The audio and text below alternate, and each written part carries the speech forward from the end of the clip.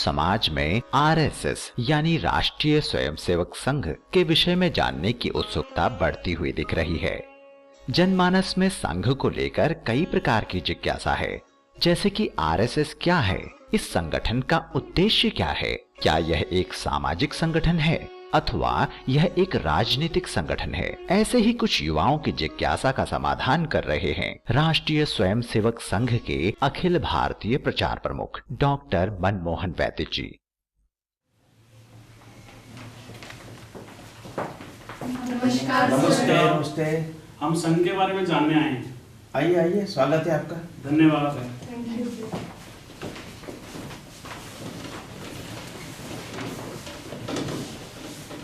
बताइए, पहले आपका परिचय कराइए। नाम क्या करते हैं? हेलो सर, मेरा नाम प्रियंका है। मैं MBBS कर रही हूँ फ्रॉम न्यूजीलैंड लिंकन यूनिवर्सिटी। मैं प्रतिका शर्मा, मैं दिल्ली यूनिवर्सिटी वेंकटेश्वरा कॉलेज से BSc मैथ्स ऑनर्स कर रही हूँ। मैं सतीश यादव, वर्तमान में मैं इंग्लिश से छात्र। विक्रम, MBA तक पढ़ाई हुई है, LLB का स्टूडेंट हूँ, यहीं गुड़गांव में रहता हूँ। मैं पूजा BA कर रही हूँ MD यूनिवर्सिटी से। मैं गोकुलेश, मैंने मनोविज्ञान और मास कॉम से डबल मास्टर किया। बहुत अच्छा है, पूछिए क्या जानना चाहते हैं आप? राष्ट्रीय स्वयंसेवक संघ क्या है? राष्ट्रीय स्वयंसेवक संघ एक देशव्यापी सामाजिक सांस्कृतिक संगठन है। देश भर में करीब सभी जिलों में 40,000 से अधिक शाखाओं के माध्यम से संघ का कार्य चलता है। हर समाज में देशभक्त, अनुशासित, चरित्रवान और निस्वार्थ भाव से काम करने वाले लोगों की आवश्यकता रहती है। संघ ऐसे लोगों को तैयार करने का, उनको संगठित करने का काम करता है। संघ समाज में एक संगठन न बनकर संपूर्ण समाज को ही संगठित करने का कार्य करता है। संघ का उद्देश्य क्या है? संघ का उद्देश्य इस अपने भारत देश को दुनिया में एक सर्वश्रेष्ठ देश बनाना है। ज्ञान विज्ञान के क्षेत्र में हमारा देश सर्वश्रेष्ठ हो, आर्थिक दृष्टि से वह स्वावलंबी और संपन्न हो। भारत में कभी किसी पर आक्रमण नहीं किया है, लेकिन अगर भारत पर युद्ध लादा जाए तो युद्ध में भारत हमेशा अजेय हो। इसके साथ साथ भारत केवल एक देश नहीं है, भारत का एक प्राचीन जीवन का एक विचार है, जीवन का चिंतन है, एक जीवन की दृष्टि है, व्यू ऑफ लाइफ है। यह व्यू ऑफ लाइफ भारत की यह एकात्म यानी इंटीग्रल है और सर्वांगीण यानी होलिस्टिक है। यह जीवन दृष्टि भारत की पहचान है। यह जीवन दृष्टि भारत के राष्ट्र जीवन के हर क्षेत्र में प्रकट हो, ऐसी समाज रचना हम चाहते हैं। स्वामी विवेकानंद ने कहा था कि spirituality is the soul of India. यह जो भारत की आध्यात्मिकता है, यह यहाँ की सामाजिक व्यवस्थाओं में प्रकट हो, ऐसी समाज रचना, ऐसा एक सर्वांगीण उन्नत समाज हम निर्माण करना चाहते हैं। यह लक्ष्य संघ कैसे प्राप्त करेगा? किसी देश की श्रेष्ठता उसका समाज कैसा है उस पर निर्भर रहती है। समाज अगर आपस में बटा है, स्वार्थी है, भ्रष्ट है, काम करने वाला नहीं है, तो देश कभी आगे नहीं बढ़ेगा।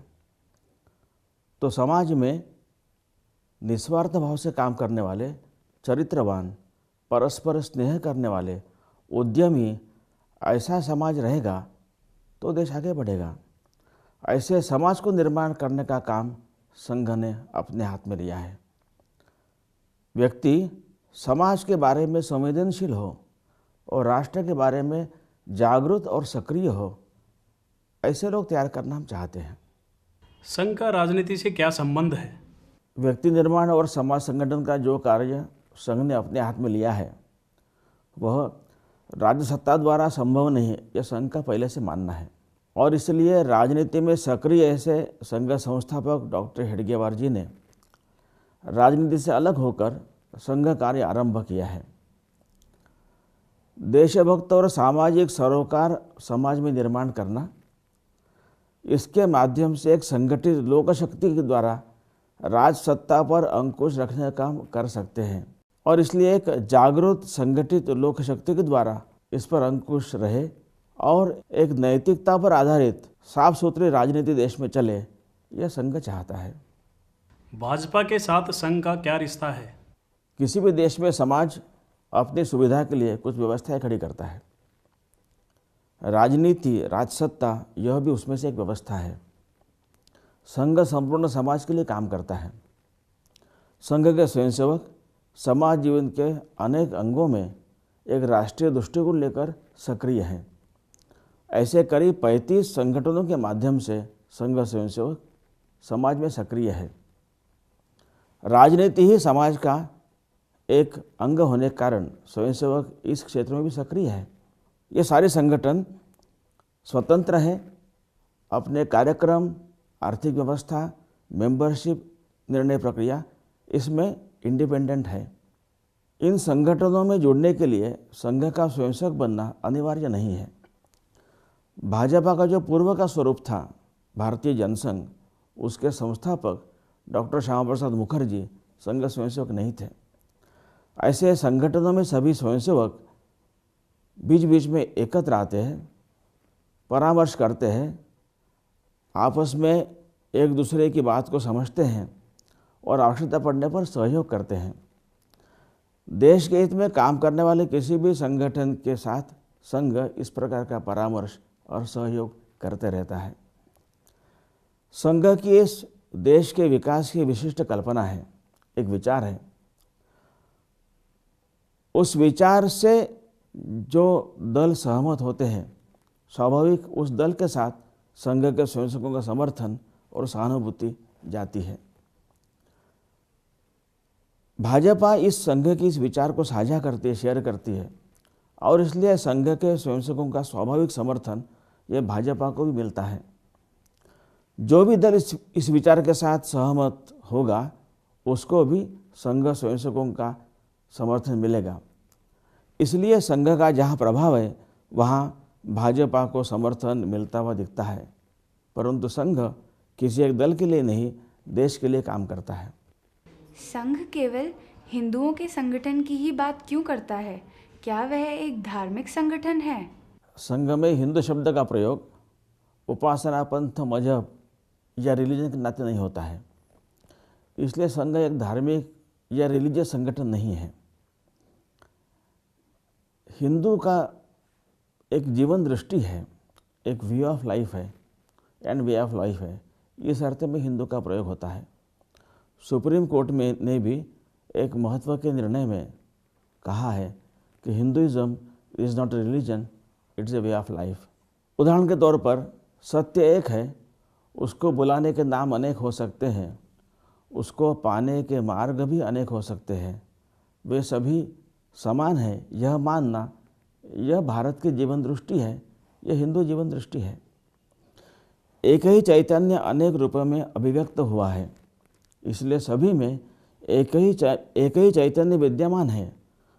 इसलिए विविधता में एकता, यूनिटी इन डाइवर्सिटी, यह भारत के जीवन दृष्टि है, यह हिंदू जीवन दृष्टि है। इस जीवन दृष्टि को मानने वाला, भारत के इतिहास को अपना मानने वाला, यहाँ पर जो जीवन मूल्य विकसित हुए हैं, इन जीवन मूल्यों को अपने आचरण से समाज में प्रतिष्ठित करने वाला और इन जीवन मूल्यों की रक्षा हेतु त्याग बलिदान करने वाले को आदर्श मानने वाला हर व्यक्ति हिंदू है, फिर उसका मजहब या उपासना पंथ चाहे जो हो। क्या संघ में मुस्लिम और ईसाई को भी प्रवेश मिल सकता है?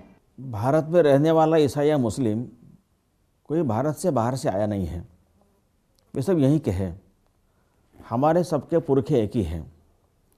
किसी कारण से मजहब बदलने से जीवन दृष्टि नहीं बदलती है, तो उनकी भी जीवन दृष्टि, व्यू ऑफ लाइफ भारत की ही यानी हिंदू है। इस नाते वे हिंदू ही है।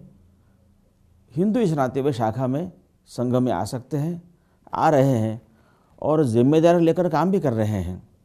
उनके साथ मजहब के आधार पर कोई भेदभाव या स्पेशल ट्रीटमेंट उनको नहीं मिलती है। एक सभी के समान हिंदू के नाते सभी कार्यक्रमों में समान रूप से वे सहभागी होते हैं। हिंदू समाज में प्रचलित जातिगत विसंगतियों या छुआछूत के विषय में संघ की क्या धारणा है, क्या राय है? संघ का मानना है कि हिंदवा सहोदरा सर्वे, यानी सभी हिंदू एक ही माँ के पुत्र है, इसलिए भाई भाई है, कोई ऊंचा या कोई नीचा नहीं है। संघ ऐसा मानता भी रहा है और संघ का व्यवहार भी ऐसा ही रहा है। पुणे के प्रसिद्ध वसंत व्याख्यानमाला में संघ के तृतीय सरसंघ चालक बाला साहेब जी देवरस, उन्होंने अपने भाषण में कहा था कि अगर अस्पृश्यता गलत नहीं है तो दुनिया में कोई बात गलत नहीं है और इसको जड़मूल से उखाड़ कर फेंकना चाहिए। If untouchability is not wrong, there is nothing wrong in this world, it should go lock stock and barrel. संघ संपूर्ण समाज का संगठन करने की बात करता है तो समाज के सभी वर्ग के लोग संघ में आना अपेक्षित है। ऐसा संघ का प्रयास भी रहा है और संघ के आरंभ से ही ऐसे लोग संघ शाखा में आ रहे हैं। 1934 में वर्धा के पास के संघ शिविर में पूजनीय डॉक्टर जी के समय ही महात्मा गांधी जी संघ शिविर में आए थे और वहाँ पर जिनको समाज में अस्पृश्य कहते ऐसे समाज के लोग भी सभी के साथ रहकर समान रूप से व्यवहार करते हैं, एक साथ भोजन कर यह देखकर वे बड़े प्रसन्न हुए थे और उन्होंने यह प्रसन्नता डॉक्टर हेडगेवार जी को दूसरे दिन जताई भी थी। क्या संघ में महिलाओं का प्रवेश है? संघ में जो व्यक्ति निर्माण का कार्य शाखा के माध्यम से चलता है उसमें केवल पुरुष आते हैं। महिलाओं के बीच में ऐसा ही कार्य राष्ट्र सेविका समिति के नाम से स्वतंत्र रूप से चलता है। समिति की देश भर में सभी प्रांतों में 2100 शाखाएं चलती हैं। परस्पर सहयोग, समन्वय, संकलन अवश्य रहता है। सामाजिक जागरण और प्रबोधन के काम में सब साथ मिलकर काम करते हैं। युवकों को संघ में आने में क्या संघ की यूनिफॉर्म बाधा रूप नहीं है? क्या इसको बदलने पर कभी विचार किया है? संघ का गणवेश समय समय पर बदलता रहा है और आवश्यकता पड़ने पर और बदल भी सकता है, परंतु संघ में आने का आकर्षण गणवेश कभी नहीं रहा है। संघ में जुड़ने का मुख्य आकर्षण रहा है भारत भक्ति या देशभक्ति, अपने समाज के वर्तमान स्थिति के बारे में मन में वेदना, इसमें परिवर्तन लाने का संकल्प और इसी तो प्रेरणा, यही वर्षों तक संघ के साथ जोड़े रखता है। दूसरा आकर्षण है यहाँ पर मिलने वाला अकृत्रिम स्नेह, निस्वार्थ भाव से जो एक संबंधों की ऊष्मा, वार्मथ ऑफ रिलेशनशिप यहाँ प्राप्त होती है, वह एक आकर्षण है। और तीसरा महत्व का आकर्षण है यहाँ पर एकदम नज़दीक दिखने वाले, जिससे वो बात कर सकता है, खेल सकता है, परख सकता है, ऐसे आदर्श जीने वाले लोग, रोल मॉडल्स, यह संघ का मुख्य आकर्षण है। और एक महत्व की बात है वो यानी संघ की शाखा में रोज आने के लिए गणवेश अनिवार्य नहीं है। वहाँ खेल या शारीरिक कार्यक्रम अधिक होते हैं। ऐसे कार्यक्रम करने हेतु कोई समुचित वेश पहनकर कोई भी आ सकता है। कोई बड़े शिविर या विशेष कार्यक्रमों में ही गणवेश पहनना पड़ता है। ऐसे कार्यक्रमों में सहभागी होना यह दैनिक शाखा में आने के लिए अनिवार्य नहीं है। इसलिए गणवेश यह संघ के साथ जुड़ने के लिए बाधा रूप है, ऐसा नहीं लगता है। शाखा क्या है? शाखा में क्या होता है? जिन राष्ट्रीय सामाजिक गुणों का हम निर्माण करना चाहते हैं वो निर्माण करने की प्रयोग भूमि, लेबोरेटरी यानी शाखा है। यहाँ पर लोग एकत्र आते हैं रोज, डेली, और कुछ कार्यक्रम होते हैं। कुछ सामूहिक गुणों की उपासना करना, to inculcate some collective qualities, और कुछ गुणों की सामूहिक उपासना करना, to inculcate some qualities collectively, इसका कार्यक्रम यानी प्रोग्राम यानी शाखा है। एकत्र कुछ शारीरिक कार्यक्रम, खेल होते हैं और देशभक्ति का भाव जगाने वाले कुछ गीत, चर्चा आदि कार्यक्रम यह शाखा में होते हैं। तो ये डेली गैदरिंग सेंटर्स यानी शाखा है। हिंदू राष्ट्र की अवधारणा क्या है? भारतीय परंपरा में राष्ट्र शब्द का अर्थ पश्चिम की नेशन स्टेट कल्पना से अलग है, भिन्न है। यहाँ पर राष्ट्र की कल्पना राज्याधारित नहीं है तो सांस्कृतिक है। अनेक वर्षों का चिंतन के आधार पर यहाँ पर एक जीवन दृष्टि विकसित हुई है, एक वर्ल्ड व्यू तैयार हुआ है।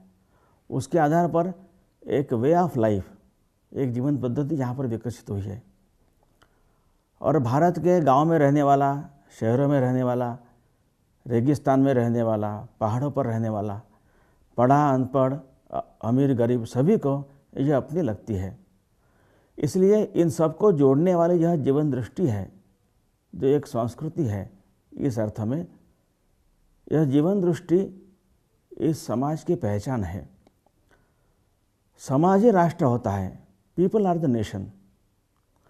और इसलिए यहाँ के इस जीवन दृष्टि को अपनी मानने वाला, इस जीवन दृष्टि को अपने जीवन में उतारने वाला जो यहाँ का पुत्रवत समाज है, उसका केवल हिंदू यह नाम ही नहीं है, तो उसकी पहचान भी बनी है।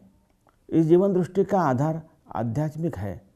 इस आध्यात्मिकता वाले जीवन दृष्टि को दुनिया में हिंदू यह नाम से लोग पहचानते हैं, इसलिए यह इस समाज की पहचान है, इसलिए यह हिंदू राष्ट्र है।